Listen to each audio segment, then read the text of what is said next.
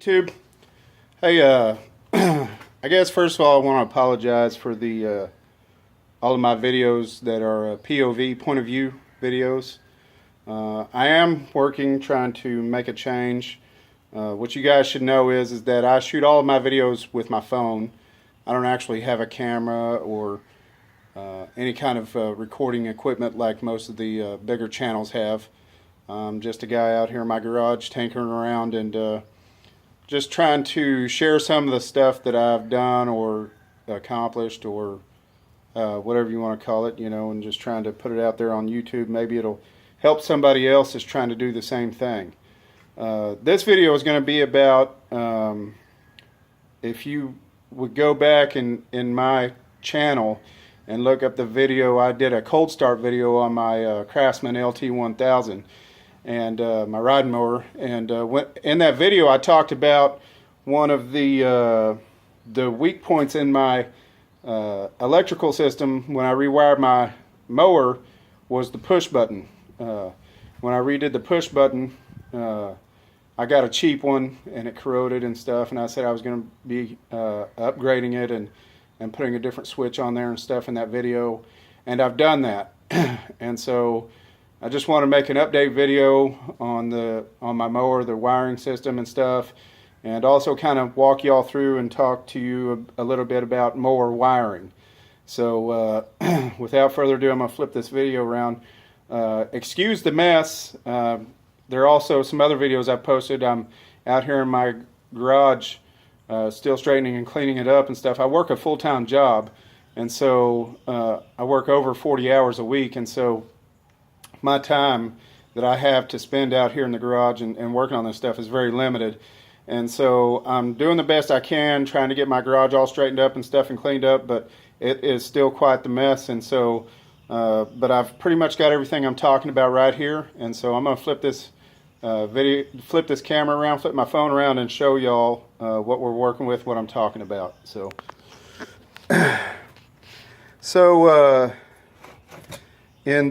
we'll talk about this here in a minute. In the other video, if you look it up, there's the cold start video. There's also, I've got a video called LT1000 Rewired, and kind of went over how I installed this 110 household switch on there as a kill switch on my mower, and also installed this push button switch to start my mower.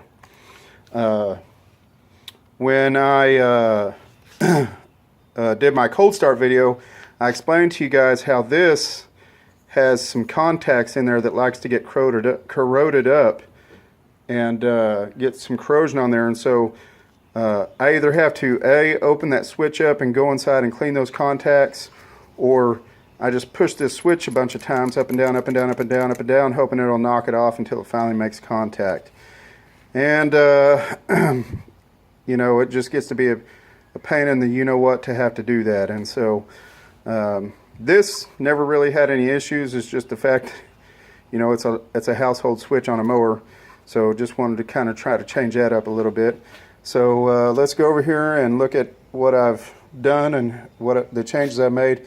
And then I'll come back, and again, I'm going to talk to you guys a little bit about mower wiring and stuff like that. And but you know, just try to show you all the changes I made. So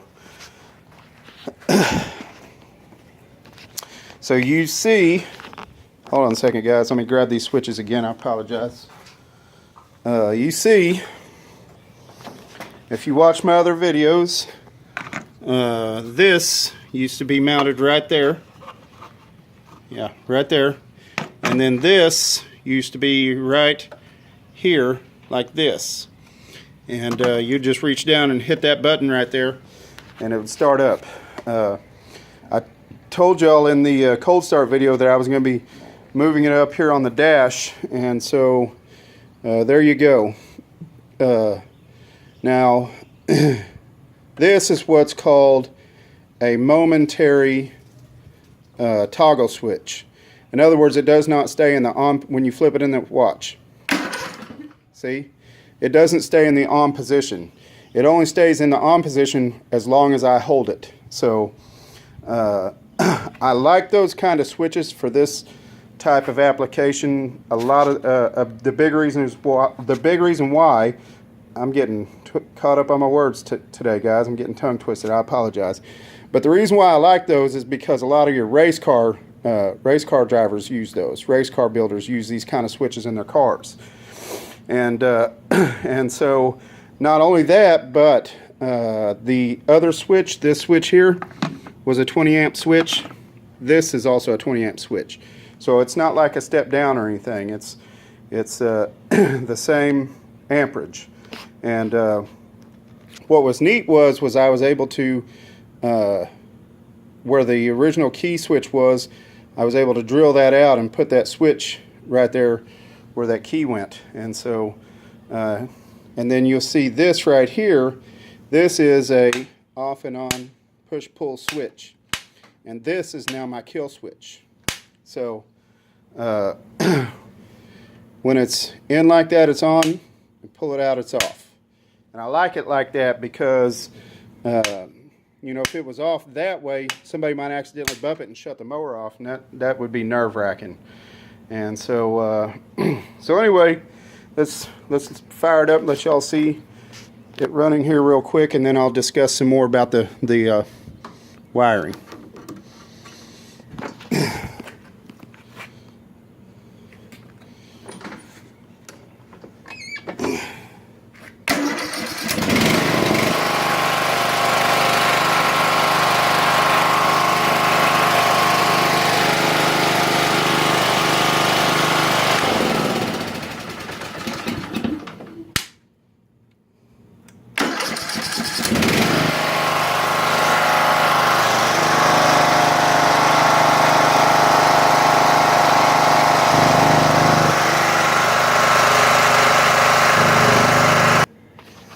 Okay, guys, I went ahead and paused it.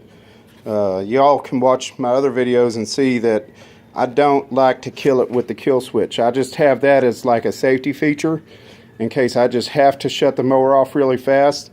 But for the most part, every time I kill my mower, I always use the fuel valve right there so there's no gas standing in that carburetor. Anyway, so to kind of cover with y'all about the wiring on a mower and how it all works and everything. I was trying to find a coil. I could not find a coil in my shop anywhere to cover that with y'all. So I'm just gonna try to explain it to you. All you have to do is take this cover off, and that coil is right below, right there where I'm pointing. If that doesn't tell you enough, all you got to do is take your spark plug wire and follow it up in here, and at the other end of that spark plug wire, that's your coil. Now, on your coil, you will have a little, like a plug like this, and there's a prong sticking out on that coil, and this will plug right into the prong. And then this wire runs somewhere off into your wiring. What that wire does is, if it happens to touch anywhere on your mower that is metal, the chassis, the motor, anything metal, where it grounds itself out, it kills your mower. So basically, all you have to do is you have to take a wire from this up to the kill switch, up to here, and then take a wire from the kill switch right down here. That's my kill wire right there. That's grounded right straight to the body. And then all it does is when you pull that switch, it grounds it to the body and it kills the mower. That's how a ground switch works. I'm sorry, a kill switch works. That's how you wire it up. As far as the push button start is concerned, let's talk about this right here. There is two different components when it comes to starting your mower. One is the starter, that is the starter. And then the other one is the solenoid, which is right back up underneath there, but I happen to have an extra one right here on the bench. Now this one is what's called a 4-pole solenoid. Did I say solenoid a minute ago? I don't know. you have two components, a starter and a solenoid. This is a 4-pole solenoid, and when what they're talking about is a 4-pole solenoid is it's got 1, 2, 3, 4. That's a 4-pole solenoid. They have 3-pole solenoid. The difference between the 3-pole solenoid and the 4-pole solenoid, the 3-pole, which is what is on my mower right now, this is the original one that was on my mower, and I swapped it out for the 3-pole that's on my mower. On a 3-pole solenoid, the mounting bracket itself grounds it straight to your mower, right to the side of the mower, to the chassis. Whereas on a 4-pole like this, one is your ground and one is your ignition. And so you would have one running to the chassis and this one running to your ignition switch. So now all I have is a 3-pole. So I've got this one, and this one, the ignition switch, and I don't have this one. And so all I have to do is, you got the battery coming in one side, and then from this side, this one is from the battery to here, and then this side goes from here to the starter. And then this goes from here to the battery through a switch. It goes through my new switch now. And when you push the button and it makes a contact, and what it does is it draws a plate into these two contacts right here, so that way it will send current from here to here and start the mower. Now, you can ask the question, well, why mess with these? Why not just run a wire from here to here with a switch? The problem is the amount of, I don't know if it's volts or amperage. There is not a wire or nothing that can handle that. I know that a lot of times when these go out and you want to test and make sure that this is it, you can actually take a screwdriver and touch these across. But the issue is that if you continue to do that, what happens is it gets so hot because there's so much power that it will actually melt and actually start to fuse these together and melt together because there's so much power. So that's why you can't just run a wire from there to there. You have to run a wire from here to here. It's a lot less power and a lot less amps. And so anyway, so that's pretty much how it's wired up on my mower. Like I said, this is from the battery, and then from here to the switch, and then also from here to the switch, and then this goes to the starter. And then when I push the button, it makes the contact between here and here, which draws that plate in and starts the mower. So that's how that works, guys. Of course, you can always put comments down below if you have any questions. Another thing that I will be doing is I do not currently have headlights on my mower. Let me show you guys.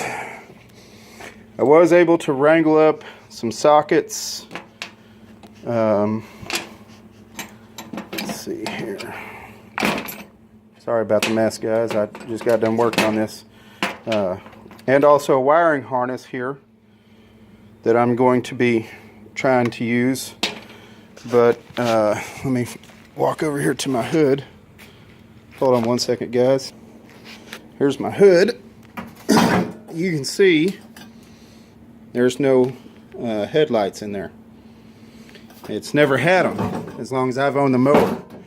I don't know what happened to them or whatever. I can't even remember if maybe I took them out and threw them away. I don't know. But there have been a couple times, especially with this winter, it just got crazy dark really fast, and so there's been a couple times when I was stuck out there, and it would have been nice to have at least a little bit of light. And so that's the next thing I'm going to be working on, is hooking up some lights on this. But anyway, guys, like I said, just wanted to make a little update video on rewiring my Craftsman, and also just kind of discuss with you guys on exactly how those switches work and all of that stuff. And so I hope you guys enjoyed the video. Again, if you have any questions, comments, whatever, please put them down below. And I'm going to try to link the other two videos that I talked about. The one where I talk about rewiring my mower, and then also the cold start, in the description of this video. And so that way it's there for you guys.